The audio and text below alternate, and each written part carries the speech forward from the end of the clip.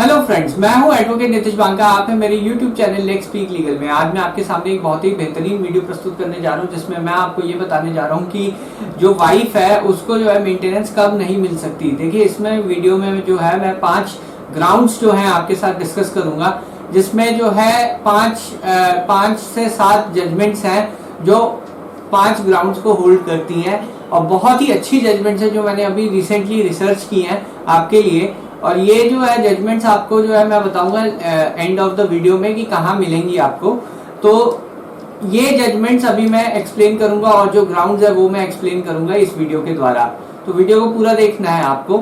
देखिए, 5 ग्राउंड्स क्या है। इसमें से पहला ग्राउंड क्या होता है कि आप जो है जब भी वाइफ जो है मेंटेनेंस फाइल करती है तो हस्बैंड जो है एक डिफेंस लेता है।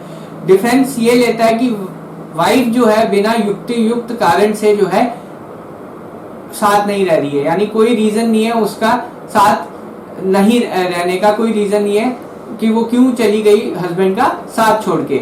तो ये एक बहुत ही कॉमन ग्राउंड है जो हस्बैंड हमेशा लेता है। और इस ग्राउंड पे सबसे एक बहुत अच्छी जजमेंट है जो अभी जबलपुर हाई कोर्ट से जो थी, जो कि है तेजा बाई की जजमेंट।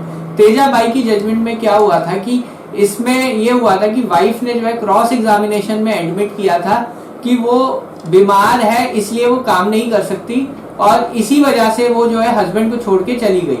तो उसने जो है क्रॉस एग्जामिनेशन में ये चीज एडमिट की थी कि वो बीमार है और बिना किसी रीजन के जो है जो हस्बैंड है उसको छोड़ के चली गई।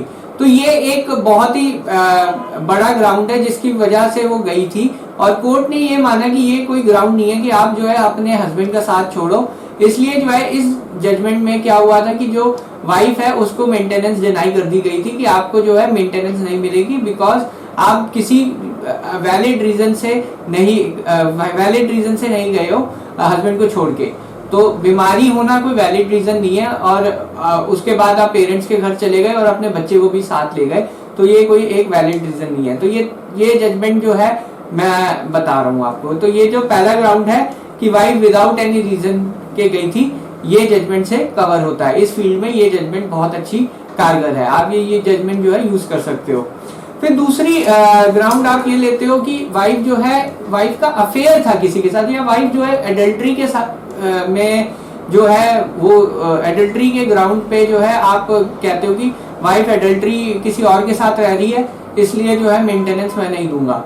तो ये एक जो ग्राउंड है, इस पे जो ओनस है वो हस्बैंड के ऊपर होता है। हस्बैंड को है कि वो प्रूव करे कि अडल्ट्री कैसे है, तो इसके लिए आपको जो है प्रूफ लाने पड़ेंगे। पर एक जजमेंट जो है इस फील्ड में बहुत इंपॉर्टेंट है कि सपोज हस्बैंड और वाइफ का डिवोर्स हो गया, और डिवोर्स के बाद जो है वाइफ ने जो है 125 का केस डाला। हस्बैंड इसमें ये प्ली भी ले सकता है कि वाइफ जो है डिवोर्स हो गई, मेरे साथ नहीं रह रही है, एक प्ली तो ये ले सकता है। और अगर हस्बैंड, ये चीज मैं बाद में कवर करूंगा ये पॉइंट में, बट एक पॉइंट और हो सकता है कि हस्बैंड ये भी कह सकता है कि वाइफ जो है किसी और के साथ रह रही है डिवोर्स होने के बाद। तो क्वेश्चन ये था कि इसमें जो अगर वाइफ जो है डिवोर्स होने के बाद अगर किसी और के साथ रहती है और मेंटेनेंस जो है पुराने हस्बैंड से डिमांड करती है डिवोर्स होने के बाद, क्या वो 125 में कवर होगा? क्या ये नहीं कहा जाएगा कि वाइफ जो है एडल्ट्री में रह रही है? अब इस फील्ड में जो है जजमेंट आपकी इसमें मरीयुमा की जजमेंट है। इसमें मरीयुमा की जजमेंट ये कहती है, केरला हाईकोर्ट की बहुत अच्छी जजमेंट है इसका मैं सबका लिंक आपको दूंगा। इसमें ये लिखा है कि दैट 125 सब क्लॉज 4 यानी एडल्ट्री का ग्राउंड जो है शादी डिवोर्स होने के बाद अप्लाई नहीं होता। यानी वाइफ जो है किसी के साथ भी रह सकती है, अगर डिवोर्स हो गया, उसका लीगल तौर पे डिवोर्स हो गया, तो वाइफ किसी के साथ भी रह सकती है और वो मेंटेनेंस की हकदार भी है। तो ये जजमेंट जो है मरीयुमा की, ये इस फील्ड में जो है अप्लाई होती है। और इसमें एक और चीज है जो मैं आपसे शेयर कर रहा हूँ। इसमें कोर्ट ने ये भी देखा कि जब हस्बैंड और वाइफ की ऑब्लिगेशन खत्म हो गई डिवोर्स के बाद, वाइफ जो है हस्बैंड के साथ रहना जरूरी नहीं है, तो एडल्ट्री का ग्राउंड भी वाइफ के ऊपर नहीं लगेगा, क्योंकि उसका जो है लीगली डिवोर्स हो चुका है। तो 125 सब क्लॉज 4 जो एडल्ट्री कहता है, एडल्ट्री की वाइफ का किसी और के साथ रिलेशन है, वो जो है डिवोर्स होने के बाद वाइफ के ऊपर एप्लीकेबल नहीं है, आप ये ग्राउंड प्लीड नहीं कर सकते। तो ये जजमेंट जो है इस फील्ड में केपेबल है। अब एक और ग्राउंड जो आप लेते हैं वो होता है कि प्रोफेशनली क्वालिफाइड वाइफ है, केपेबल ऑफ अर्निंग है। ये एक बहुत ही ज्यादा जो है डिबेटेबल ग्राउंड है, जिसपे जो है बहुत ज्यादा कॉमनली यूज भी होता है कि वाइफ जो है प्रोफेशनली क्वालिफाइड है, वो पहले जॉब कर रही थी अब जानबूझ के जॉब नहीं कर रही है। ये सब ग्राउंड भी आप लेते हो कि मेंटेनेंस जो है आपकी डिनाई हो जाए। इस फील्ड में जो है एक ऑनरेबल सुप्रीम कोर्ट की बहुत अच्छी जजमेंट है जो है पद्मजा शर्मा वर्सेस रतनलाल शर्मा। ये जजमेंट जो है बहुत ही अच्छी जजमेंट है जो कि इस फील्ड में अप्लाई होती है। इसमें जो है आप देखेंगे कि इसमें जो है कोर्ट ने ये हेल्ड किया था कि चाइल्ड की मेंटेनेंस से रिलेटेड है ये केस। तो इसमें जो है हस्बैंड और वाइफ को दोनों को 50-50% लाइबल माना था कि वो जो है चाइल्ड की मेंटेनेंस पे करेंगे, यानी 50% वाइफ पे करेगी, 50% हस्बैंड पे करेगा बच्चे की मेंटेनेंस। तो ये जो है हस्बैंड के फेवर में है कि कोर्ट ने ये नहीं कहा कि हस्बैंड पूरी की पूरी मेंटेनेंस जो है चाइल्ड की मेंटेनेंस जो है हस्बैंड देगा, क्योंकि वाइफ भी अर्निंग थी, इसलिए कोर्ट ने कहा कि 50-50% आप लोग पे करोगे। फिर दूसरी एक और जजमेंट है, इसमें जो है R Ravindra versus Shrimati N Anita करके एक जजमेंट है। इस जजमेंट में भी यही हुआ था कि इसमें जो है वाइफ जॉब नहीं करती थी बट वो प्रोफेशनली केपेबल थी। कोर्ट ने ये कहा था कि जो 25% है वो बच्चे की रिस्पॉन्सिबिलिटी जो है वो मदर लेगी और 75% फादर लेगा। इसमें ध्यान दीजिए कि जो वाइफ है वो अनएम्प्लॉयड थी, फिर भी कोर्ट ने 25% उसे कहा कि आप पे करोगे क्योंकि आप जो है प्रोफेशनली क्वालिफाइड हो। तो ये जजमेंट भी आपके काम आ सकती है। फिर एक तीसरी जजमेंट है डॉक्टर ई शांति वर्सेस डॉक्टर एच के वासुदेव। अब इस जजमेंट में क्या हुआ था, इस जजमेंट में भी जो है इसमें क्या था कि हस्बैंड और वाइफ दोनों डॉक्टर्स थे और जो वाइफ है वो अपने ब्रदर के साथ रह रही थी, वो खुद डॉक्टर था और वाइफ ब्रदर का एक हॉस्पिटल भी था, क्लिनिक था। कोर्ट ने कहा कि आप जो है डॉक्टर हो, आपके ब्रदर का क्लिनिक है, आप अपने ब्रदर के साथ क्लिनिक में काम कर सकते हो, अपनी लाइवलीहुड कमा सकते हो। इस ग्राउंड पे जो है पूरी मेंटेनेंस की एप्लीकेशन ही रिजेक्ट हो गई। तो ये जजमेंट भी बहुत इंपॉर्टेंट है आपके लिए।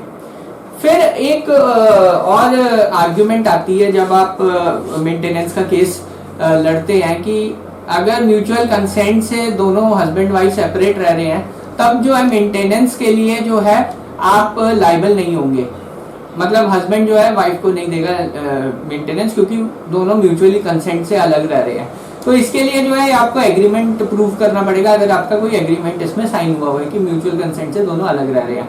फिर इस फील्ड में जो है एक बहुत अच्छी जजमेंट है ऑनरेबल सुप्रीम कोर्ट की, रोहताश सिंह वर्सेस श्रीमती राबेद्री।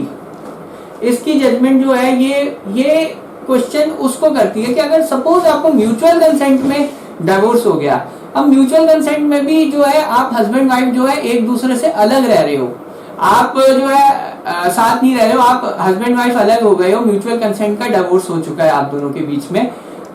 तो क्या कोर्ट ये मानेगा कि म्यूचुअली आप जो है अलग अलग रह रहे हो इसलिए वाइफ जो है मेंटेनेंस की हकदार नहीं है?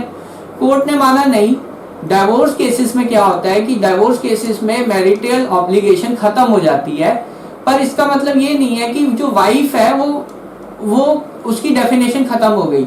जो 125 सीआरपीसी का प्रोविजन होता है वो सोशल बेनिफिशियल लेजिस्लेशन है, वो जो है एक्सटेंड होता है उनके लिए भी जब वाइफ जो है डिवोर्स हो गई है और साथ नहीं रह रही है।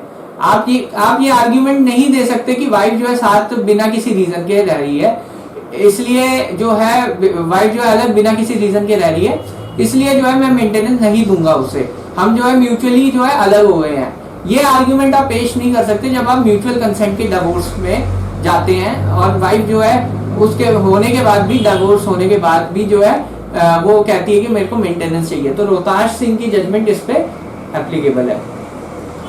फिर एक आर्गुमेंट आप और देते हो कि वाइफ जो है अर्निंग है, वाइफ की कुछ इनकम है और इसलिए जो है वाइफ जो है को मैं मेंटेनेंस नहीं दूंगा क्योंकि वो अर्निंग है। अब इस फील्ड में जो जजमेंट है बहुत इंपॉर्टेंट जजमेंट है, चतुर्भुज वर्सेस सीताबाई। ये जजमेंट जो है बहुत जो है एप्लीकेबल है आपके केस में। अगर वाइफ अर्निंग है तो कोर्ट का क्या होना चाहिए, ये गाइडलाइंस है कि कोर्ट का क्या उसमें रवैया होना चाहिए। कोर्ट देखेगा कि अगर वाइफ अर्निंग है, क्या वो उसकी अर्निंग सफिशिएंट है उसको जो है एक रीजनेबल स्टैंडर्ड ऑफ लिविंग के लिए। अब इस जजमेंट में ये कहा गया था कि वाइफ की जो अर्निंग है वो भी अगर हम देखें तो वाइफ का जो स्टैंडर्ड ऑफ लिविंग है हस्बैंड के बराबर होना चाहिए। ठीक है, लग्जूरियस नहीं होना चाहिए, ना ही इतना कम होना चाहिए कि उसका लाइफस्टाइल जो है हस्बैंड के बराबर होना चाहिए। अब सपोज हस्बैंड जो है 1 लाख कमाता है और वाइफ जो है 10,000 कमाती है, वहां पे जो है देखा जाए तो बहुत ही डिफरेंस है। तो वहां पे कोर्ट जो है मेंटेनेंस अवॉर्ड करेगा वाइफ को। कोर्ट कहेगा कि वाइफ की अर्निंग 10,000 है और हस्बैंड 1 लाख रुपए कमाता है, तो स्टैंडर्ड ऑफ लिविंग में बहुत डिफरेंस है, इसलिए वाइफ जो है मेंटेनेंस ले सकती है। तो ये एक जजमेंट है जो अर्निंग वाइफ पे जो है पेश है। अब ये सारी जजमेंट्स जो है ना, मेरा जो लिंक है अभी आप डिस्क्रिप्शन बॉक्स में देखेंगे, ये सारी जजमेंट जो है मेरे वेबसाइट पे अवेलेबल है।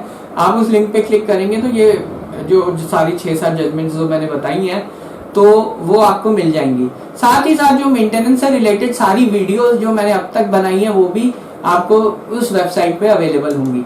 तो अभी आपको क्या करना है, ये वीडियो देखने के बाद आपको मेरी वेबसाइट पे जाना है और ये जो जजमेंट्स है आप अपने लिए डाउनलोड कर सकते हैं। आपकी केसेस में बहुत हेल्प मिलेगी। मैंने सारे ग्राउंड्स 5 के 5 ग्राउंड्स कवर कर दिए हैं इसमें, साथ ही साथ जो इंपॉर्टेंट जजमेंट्स हैं वो भी मैंने आपके सामने जो है पेश कर दी है। बहरहाल वीडियो देखने के लिए बहुत बहुत धन्यवाद। अगर आपको ये वीडियो पसंद आए तो प्लीज लाइक कीजिए, चैनल को प्लीज सब्सक्राइब कीजिए। धन्यवाद, थैंक यू वेरी मच।